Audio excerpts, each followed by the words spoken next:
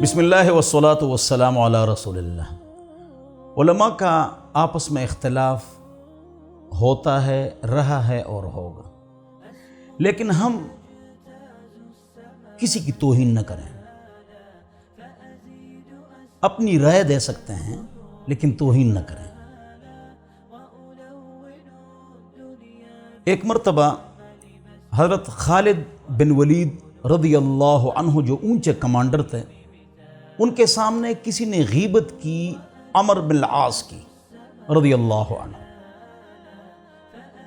اب دونوں کے آپس میں سیاسی اختلافات تھے، اہل علم جانتے ہیں۔ تو حضرت خالد بن ولید رضی اللہ عنہ نے کیا کہا؟ اسکت انما بیننا لم یبلغ دیننا، خاموش ہو جاؤ، ڈونٹ سپیک، سائلنٹ۔ ہمارے آپس میں اختلاف ہیں لیکن دین کو برباد نہ کرو، غیبت مت کرو۔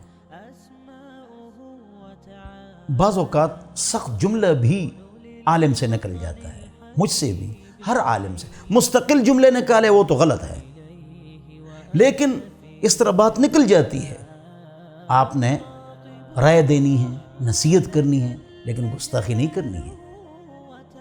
چنانچہ حضور اکرم صلی اللہ علیہ وسلم کے صحابہ میں آپس میں اختلاف ہوا ہے۔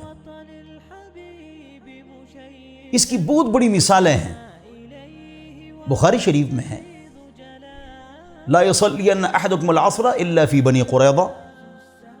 بخاری شریف، ہم غزوہ خندق سے فارغ ہو گئے، لہٰذا اب بنو قریظہ پر حملہ کرنا ہے، سن 5 ہجری ہے، لہذا تم میں سے کوئی آدمی نماز نہ پڑھے مگر بنی قریظہ میں۔ صحابہ روانہ ہو گئے، راستے میں اختلاف ہو گیا، عصر کی نماز کا ٹائم آیا۔ بعض صحابہ نے نماز پڑھ لی، بعض نے نہیں پڑھی، اس لیے کہ حضور نے فرمایا کہ بنی قریظہ پہنچ کر نماز پڑھو۔ صحابہ نے کہا حضور کا مقصد یہ تھا کہ جلدی جلدی پہنچو، اب اگر یہاں نماز ہم سے قضا ہو رہی ہے تو ہم نہیں پڑھیں گے کیا؟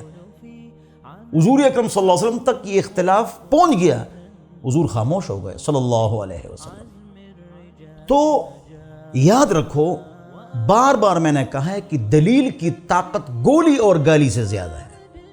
تو ہم اخلاق سے، ایٹیکیٹ سے، اسلامک پرنسپل سے، اصول سے، صحیح طریقے سے ہم اختلاف کو کیوں حل نہیں کرتے ہیں؟ دیکھو ایک مثال دیتا ہوں، یہ مثال ہے، میرا نظریہ نہیں ہے۔ ممتاز قادری نے گولی استعمال کی، ٹھیک ہے، پوری امت اس کے ساتھ ہو گئی۔ اگرچہ قانون کو ہاتھ میں نہیں لینا چاہیے، ائمہ اربعہ کا اتفاق ہے کہ حد کا نفاذ حکومت کا کام ہے، افراد کا نہیں ہے، لیکن پوری قوم اس کے ساتھ ہے۔ لیکن فلانا اور فلانا عالم یا لیڈر جو گالیاں دیتا ہے، لوگ ان کے ساتھ نہیں ہیں، گولی کے ساتھ ہو گئے، گالی کے ساتھ نہیں ہے۔ لہٰذا دلیل کی طاقت گولی اور گالی سے زیادہ ہے۔ جب بھی آپ اختلاف رکھیں کسی کے ساتھ، بات کریں، اختلاف رکھیں، توہین نہ کریں، ورنہ اللہ آپ کو ذلیل کرے گا۔ کیوں ایک مسلمان کو ذلیل کرتے ہو؟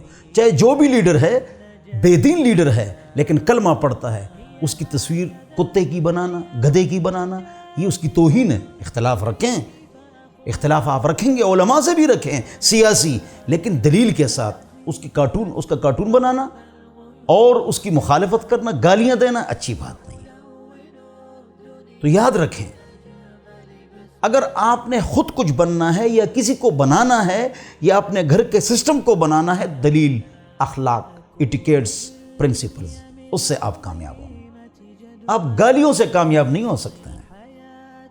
تو یاد رکھو کہ علماء کرام کا جو اختلاف ہے، یا انتظامی ہوتا ہے، اس طرح کام کرنا چاہیے، اس طرح، یہ بھی کوئی بات نہیں۔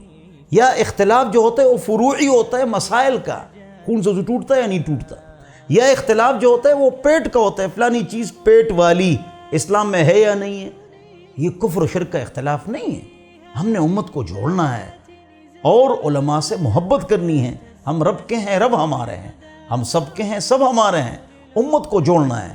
ان میں بڑی غلطیاں ہیں تو ہم میں بھی بڑی غلطیاں ہیں، لہٰذا آپ ہمیشہ علماء کرام کی عزت کریں، ان کی قدر کریں۔